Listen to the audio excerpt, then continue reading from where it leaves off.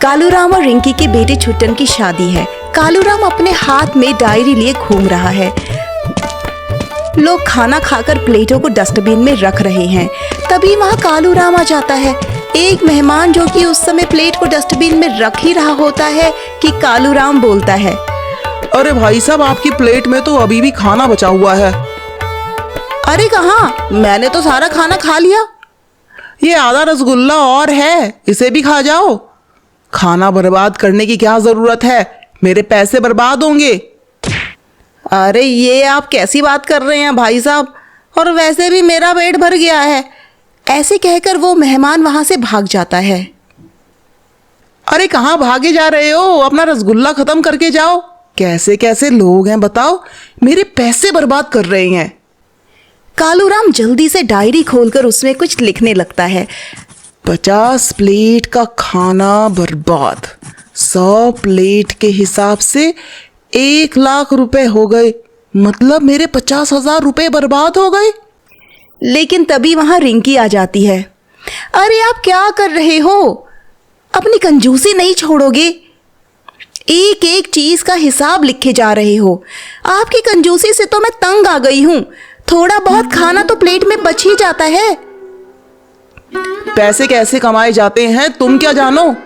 मेरी इसी बचत की वजह से तो तुमने ये गहने पहने हैं। अरे लेकिन ये तो नकली है। अरे धीरे बोलो, बाकी लोगों को थोड़ी ना पता है कि ये नकली है। और वैसे भी हमारी बेटी रज्जो की भी तो शादी होने वाली है, उसकी शादी में यही पैसे तो काम आएंगे। अरे ठीक है, लेकिन यहाँ ज्यादा कंजूसी मत दिखाओ। हिसाब लिखना बंद करो। क्या कहेंगे गांव वाले? बस यही कहेंगे कि मैं एक एक चीज का हिसाब रखता हूँ। नहीं, वो आपको कंजूस कहेंगे। ये कहकर रिंकी अपना मुंह बनाकर वहां से चली गई। कुछ दिनों बाद, सुनो जी, आज बहू को मंदिर जाना है, गाड़ी की चाबी दे दीजिए। गाड़ी की चाबी का क्या करोगी? तुम तो हमेशा पैदल ही मंदिर जाती थी। अरे बहू पहली बार मंदिर जा रही है। अरे मेरी मानो तो तुम सब पैदल ही मंदिर चले जाओ। अरे लेकिन छुट्टन भी तो मंदिर जा रहा है। गाड़ी से जाओगे तो खामखा पेट्रोल के पैसे खर्च होंगे। वैसे भी बहू तो नए जमाने की है, पैदल जाएगी तो स्लिम ट्रिम रहेगी। मेरी मानो तो तुम सब पैदल ही मंदिर चले जाओ। अरे मैं तो तंग आ गई तुम्हारी कंजूसी से। पता नहीं क्यों इतनी कंजूसी करते हो। अरे ये सब मैं अपने लिए नहीं कर रहा हूँ, हमें अपनी बेटी रज्जो की भी तो शादी करनी है। रिंकी बेचारी अपनी बेटी रज्जो, अपनी बहू चिट्टी और अपने बेटे छुट्टन के साथ पैदल ही मंदिर चली जाती है। इधर कालूराम अपने हाथ में जो डायरी है उसे खोलता है और उसमें लिखना शुरू कर देता है। पेट्रोल के 200 रुपए की बचत हुई। और वहां चिट्टी अपने पति छुट्टन से पूछती है, सुनो ना, एक बात पूछूं क्या? हाँ पूछो ना। पिताजी के हाथ में हमेशा एक डायरी होती है, ऐसा क्यों? क्या पिताजी को कहानियां या गीत लिखने की आदत है? जब मैं छोटी थी ना, तब मैं भी गीत लिखती थी। अरे पिताजी डायरी तो लिखते हैं, लेकिन वो कहानियां नहीं, खर्चों का हिसाब लिखते हैं। खर्चों का हिसाब किताब? लेकिन आज के जमाने में खर्चों का हिसाब किताब कौन लिखता है? मेरे पिताजी तो लिखते हैं। अच्छा, लेकिन वो ऐसा क्यों करते हैं? धीरे धीरे तुम सब जान जाओगी। सुनिए जी, आज बहू की पहली रसोई है, मुझे कुछ पैसे दे दीजिए। बाजार से शुद्ध देसी घी और बादाम लाना है। तुम्हारा दिमाग तो ठीक है। क्यों? मेरे दिमाग को क्या हो गया? बहू की पहली रसोई है, मीठे में हलवा बनाएगी, पूरी बनाएगी, उसके लिए घी और बादाम की जरूरत तो पड़ेगी ना। तुम्हें पता भी है देसी घी कितना महंगा हो गया है? अरे पूरियां सरसों के तेल में बना लो और हलवे में इलायची डाल दो बस। सरसों के तेल में कौन पूरियां बनाता है? अगर खाना अच्छा नहीं बना तो फिर मत कहना। अरे मैं तो सब खा लूंगा। बहू अगर सरसों के तेल में हलवा भी बनाएगी तो भी खा लूंगा खुशी खुशी, लेकिन घर में घी बिल्कुल नहीं लाने दूंगा। अरे अब घी के पैसे बचाकर क्या करोगे? रज्जो की शादी में काम आएंगे। तो ये लो 150 रुपए और सरसों का तेल खरीद कर आ जाओ। हाँ, क्या सच में सरसों में हलवा बनेगा? हाँ भाई, कुछ नया ट्राई करने में हर्जी क्या है। रिंकी बेचारी 150 रुपए लेकर मुंह बनाकर बाजार चली जाती है। कालू राम जल्दी से अपनी डायरी खोलकर लिखता है 150 रुपए सरसों का तेल। एक दिन रज्जो अपनी माँ से, माँ आज कॉलेज में पार्टी है, मुझे कुछ पैसे दो ना, मेरी सभी सहेली साथ मिलकर समोसा और जलेबी खाने जाएंगी, मुझे भी उनके साथ समोसा और जलेबी खानी है। अरे रज्जो बिटिया, तू तो जानती है ना तेरे पिताजी मुझे 1 रुपया नहीं देते, तुम अपने पिताजी से ही मांग लो। माँ, पिताजी तो महाकंजूस है, वो तो मुश्किल ही पैसे देंगे, लेकिन मांगने तो उन्हीं से पड़ेंगे, मेरे पास तो कुछ भी नहीं है। रज्जो फटाफट कालू राम के पास जाती है, पिताजी मुझे 500 रुपए चाहिए। कालू राम अपने दिल पर हाथ रखकर चिल्लाया, 500 रुपए? अरे आप तो ऐसे चिल्ला रहे हो जैसे मैंने 5 करोड़ मांग ली हो। मेरे लिए 500 रुपए 5 करोड़ के बराबर ही है। इतने पैसों का क्या करोगी तुम? मुझे अपनी सहेलियों के साथ घूमने जाना है। रज्जो बेटा, तुम तो खुद समझदार हो, जानती हो कि बाहर का खाना गंदे तेल में बना होता है, जो कि स्वास्थ्य के लिए बहुत हानिकारक होता है। पिताजी आपको पैसे नहीं देने तो मत दीजिए, लेकिन ज्ञान मत दीजिए। मैं कौन सा रोज रोज पैसे मांगती हूँ। ठीक है, ये लो 50 रुपए। हैं? 50 रुपए? अरे बाहर जूस पी लेना और गरम गरम मूंगफली खा लेना, सेहत को लगेगी। रज्जो बेचारी 50 रुपए लेके गुस्से में कॉलेज चली जाती है। कालू राम अपनी डायरी में लिखता है, जूस और मूंगफली का खर्च 50 रुपए। छी, आपने रिंकी को बस 50 रुपए दिए? उसकी सहेलियां उसका कितना मजाक उड़ाएंगी। आप इतने पैसे बचाकर कहाँ ले जाएंगे? अरे और कितनी बार बताऊं, रज्जो की शादी के लिए ही तो जमा कर रहा हूँ, पता भी है कितनी महंगाई है।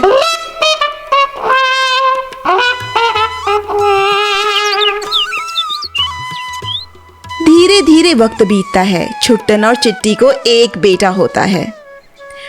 अब आप दादा बन गए हैं। हमारे घर में एक और सदस्य आ गया है। इसकी जन्म की खुशी में मैं एक बड़ी सी पार्टी रखूंगी और सारे रिश्तेदारों को बुलाऊंगी। कालू राम फटाफट से डायरी में कुछ लिखने लग जाता है। अरे आप डायरी में क्या लिखने लगे? अरे बहू जब से हॉस्पिटल में आई है तब से हॉस्पिटल में 10,000 रुपए खर्च हो गए। अब पार्टी करके क्या मेरा दिवालिया निकालने का इरादा है? आपको अपने पोते की खुशी नहीं है? खुशी है, लेकिन इसका मतलब ये नहीं कि मैं अपने पैसे लुटा दूं। तभी रज्जो के माता पिता भी वहां आ जाते हैं। आइए आइए भाई साहब, आप नाना बन गए हैं। आपको भी बहुत बहुत बधाई हो भाई साहब।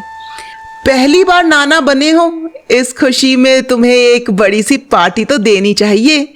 हाँ हाँ, क्यों नहीं, नाना बनने की खुशी में पार्टी जरूर दूंगा। जैसे ही भीम वहां से जाता है, ये आपने क्या किया? कायदे से तो दादा बनने की खुशी में आपको पार्टी देनी चाहिए और तुमने नाना बनने की खुशी में उनसे ही पार्टी मांग ली। जरा सोचो, पार्टी में कम से कम 1-2 लाख का खर्चा होगा, मैंने वही पैसे बचा लिए।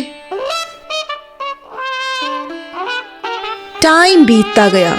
5 साल बाद, पिताजी चीकू अब बड़ा हो गया है, स्कूल में दाखिला करवाना है, आप मुझे 10,000 रुपए दे दीजिए। 10,000 रुपए? ये कौन सा स्कूल है जो 10,000 रुपए मांग रहा है? पिताजी मैं चीकू को प्राइवेट स्कूल में पढ़ाने की सोच रहा हूँ। सरकारी स्कूलों में पढ़ाई ज्यादा अच्छी नहीं होती, तो बस यही सोचकर मैं उसे प्राइवेट स्कूल में डलवा रहा हूँ। अरे पढ़ने वाले बच्चे तो कहीं भी पढ़ लेते हैं, तुम भी तो सरकारी स्कूल के पढ़े हुए हो। पिताजी तब की बात और थी और टाइम बदल गया है। इतने पैसे खर्च करने की जरूरत नहीं है, पैसे बचाना सीख।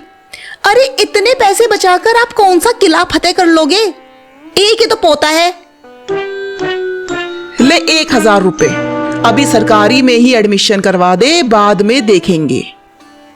छुट्टन पैसे लेकर चला जाता है। कालूराम अपनी डायरी में हिसाब लिखता है।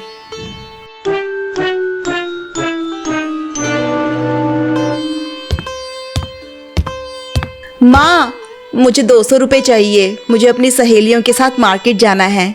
रिंकी रज्जो को 200 रुपए देकर कहती है, ले ये पैसे रख ले, तेरे पिताजी से झूठ बोल कर लिए थे, बताना मत पिताजी को। लेकिन तभी कालूराम वहां आ जाता है और वो आते ही रज्जो के हाथ से पैसे छीन लेता है। पिताजी, ये पैसे मुझे चाहिए, मुझे मार्केट जाना है। लो 20 रुपए, 10 रुपए से रिक्शा कर लेना और 10 रुपए की मूंगफली खा लेना, ठीक है? छी, बस 20 रुपए? मेरी सारी सहेलियां आइसक्रीम खाएंगी और मैं उनके सामने मूंगफली खाऊंगी, वो मेरा कितना मजाक उड़ाएगी। अरे आइसक्रीम सेहत के लिए खराब होती है, और वैसे भी मूंगफली में प्रोटीन होता है, सेहत बनेगी। इतना पैसा बचाकर आप क्या करोगे पिताजी? तेरी शादी में काम आएंगे। अरे नहीं करनी मुझे शादी वादी। इस शादी के चक्कर में हम पैसे होते हुए भी गरीबों की जिंदगी जी रहे हैं। शादी तो तुम्हें करनी पड़ेगी रज्जो बेटा, कल शाम को तुम्हें लड़के वाले देखने आ रहे हैं। रज्जो 20 रुपए लेकर अपना मुंह बनाकर वहां से चली जाती है। कालूराम अपनी डायरी में लिखता है, रज्जो को दिए 20 रुपए। दूसरे दिन रज्जो को देखने लड़के वाले आ जाते हैं। रज्जो सबके लिए चाय ले आती है। लड़के वाले, ये समोसा क्या रज्जो ने बनाया है? हाँ हाँ, ये समोसा रज्जो ने ही बनाया है। खाना बहुत अच्छा बनाती है मेरी बेटी, अभी मैनेजमेंट का कोर्स कर रही है, थोड़े ही दिनों में वो भी कंप्लीट हो जाएगा। हमें तो आपकी रज्जो बहुत पसंद आई बहन जी, हमें ये रिश्ता मंजूर है। रज्जो की शादी पक्की होते ही कालूराम अपनी डायरी में हिसाब लिखना शुरू कर देता है। भाई साहब, आप ये डायरी में क्या लिख रहे हैं? मैं तो बस पैसों का हिसाब लिख रहा हूँ। रज्जो की शादी जो धूमधाम से करनी है, और फिर मुझे दहेज भी तो देना होगा। अरे भाई साहब, हमें दहेज वहेज कुछ नहीं चाहिए, पैसों की हमारे पास कोई कमी नहीं है, बस एक बेटी की कमी थी जो अब पूरी हो जाएगी।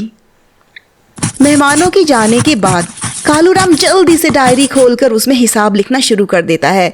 चाय के दूध के 50 रुपए हो गए, समोसे के आलू के 20 रुपए, बिस्कुट के 10 रुपए, आज लगभग 80 रुपए लग गए। समोसा बनाने की क्या जरूरत थी, बिना बात का खर्चा हो गया। अरे थोड़ा तो शर्म करो, लड़के वालों के सामने भी पेन और डायरी लेकर बैठ गए आप। अरे तुम्हें क्या पता पैसे कैसे कमाए जाते हैं, जितना हो सके बचत करनी चाहिए। अरे लेकिन इतनी बचत कौन करता है?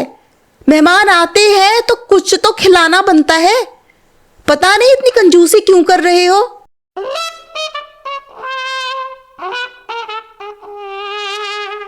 लेकिन पिताजी, लड़के वालों ने तो दहेज लेने से भी मना कर दिया, उन्हें तो सिर्फ हमारी रज्जो ही चाहिए। अब किसको दहेज दोगे? कान खोल कर सुन लीजिए, जितने भी पैसे कंजूसी कर करके बचाए हैं वो रज्जो की शादी में मेहमानों के खाने पीने पर खर्च होंगे। वक्त बीतता है और रज्जो की शादी का दिन आ जाता है। शादी में कालूराम अपनी डायरी लेके घूम रहा होता है। ये इतने सारे फूल क्यों लाए हो? मालिक, वो मेम साहब ने सारा घर फूलों से सजाने को कहा है। अरे तुम सिर्फ ड्राइंग रूम को ही सजाओ, इतने फूलों का खर्चा कौन देगा? अरे लेकिन बाकी के फूलों का क्या करूं? बाकी के फूल ले जाओ, हमें नहीं चाहिए। फूल वाला ड्राइंग रूम फूलों से सजा देता है और बाकी फूल वापस ले जाता है। उसके बाद कालूराम हलवाई के पास जाता है और उसे सस्ते तेल में खाना बनाने को कहता है। लेकिन साहिब, मालकिन ने तो महंगा तेल इस्तेमाल करने को कहा है। अरे मालकिन को क्या पता, मैंने बाजार से सस्ता तेल मंगवा के रखा है, वो ही इस्तेमाल करो, ये महंगा तेल मैं वापस कर दूंगा। जैसे ही सब खाना खाने बैठते हैं, सब तरह तरह की बातें बनाने लगते हैं, यहाँ तक कि रज्जो के ससुराल वालों को भी खाना अच्छा नहीं लगता। भाई साहब, कम से कम खाना तो ढंग का बनवा लेते, हमने तो दहेज को भी मना कर दिया था। अगर पैसों की दिक्कत थी तो हमसे ले लेते, कम से कम रिश्तेदारों के सामने हमें शर्मिंदा तो नहीं होना पड़ता। अरे क्या कहूँ भाई साहब, इस हलवाई को अच्छा खाना बनाना ही नहीं आता, अभी जाके उसकी क्लास लेता हूँ। ऐसा कहकर कालूराम वहां से खिसक जाता है। गांव के सारे लोग खाना अपनी प्लेटों में छोड़ रहे थे और सारा खाना बर्बाद हो जाता है। जैसे तैसे रज्जो की शादी संपन्न होती है और रज्जो की विदाई होती है। और वहां कालूराम और उसकी वाइफ, मैं कहती हूं जो पैसे अब तक आपने रज्जो की शादी के लिए बचाए थे उन्हें इस्तेमाल क्यों नहीं किया?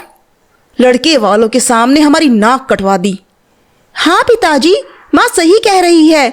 बारातियों के स्वागत के लिए ना आपने फूल मंगवाए और ना मिठाइयाँ। भला बारातियों का स्वागत चीनी से कौन करता है? आखिर आप इतनी कंजूसी करते क्यों हो? अरे तुम लोग क्या जानो मैं ये पैसे क्यों बचा रहा हूँ। अरे जरा मैं भी तो सुनूं, आप इतना पैसा किसके लिए बचा रहे हो? रज्जो की शादी से पहले तो आपने यही कहकर पैसे बचाए थे, तो अब इतनी कंजूसी क्यों कर रहे हो? अरे ये पैसे तो मैं अपने पोते के लिए जोड़ रहा हूँ। देखो हमारा चीकू भी तो बड़ा होगा और अच्छे कॉलेज जाएगा। पता है कितना खर्चा होता है कॉलेज का? अरे बस भी कीजिए, बहुत हो गया। ये झूठे बहाने नहीं चलेंगे। अरे कब तक हमें बेवकूफ बनाओगे? कंजूसी करना तुम्हारे खून में है। बस बहाने से उसे कोई ना कोई नाम देते रहते हो। ठीक कह रही हो माँ, कंजूसी करना पिताजी की आदत है, बहाने बनाकर और हमें इमोशनल करके। लेकिन अब और नहीं सहेंगे हम। लाइए तिजोरी की चाबी मुझे दीजिए, मुझे कुछ पैसे चाहिए। कालूराम जैसे ही अपनी जेब चेक करता है उसे चाबी वहां नहीं मिलती। अरे मेरी तिजोरी की चाबी कहाँ गई? कहीं किसने चोरी तो नहीं कर ली? तभी सब देखते हैं कि चीकू तिजोरी की चाबी से खेल रहा होता है। तिजोरी की चाबी सही हाथों में चली गई है। चीकू वो चाबी कालूराम की पत्नी को लाकर दे देता है। वाह रे मेरे पोते, जो काम आज तक कोई ना कर सका वो तूने कर दिखाया। कालूराम की पत्नी तिजोरी खोलकर कुछ पैसे उसमें से निकाल लेती है। आज से घर की जरूरतों को पूरा करने में कोई कंजूसी नहीं करी जाएगी। हमें गरीबों की तरह रहने की कोई जरूरत नहीं है। बहू, ये पैसे घर खर्च के लिए रख ले और ये 10,000 तू अपने लिए रख ले। लेकिन माँ जी, पिताजी तो सिर्फ 1,000 ही देते थे, ये तो बहुत ज्यादा है। आज से घर में कोई भी सस्ती चीज नहीं आएगी। जरूरत के हिसाब से अच्छी चीज आया करेंगी, क्योंकि अब तिजोरी की चाबी मेरे पास है। तभी कालूराम फटाफट से डायरी में हिसाब लिखने लगता है। घर खर्चे के लिए 10,000। लेकिन तभी कालूराम की वाइफ उसके हाथ से डायरी छीन लेती है और तिजोरी में बंद कर देती है।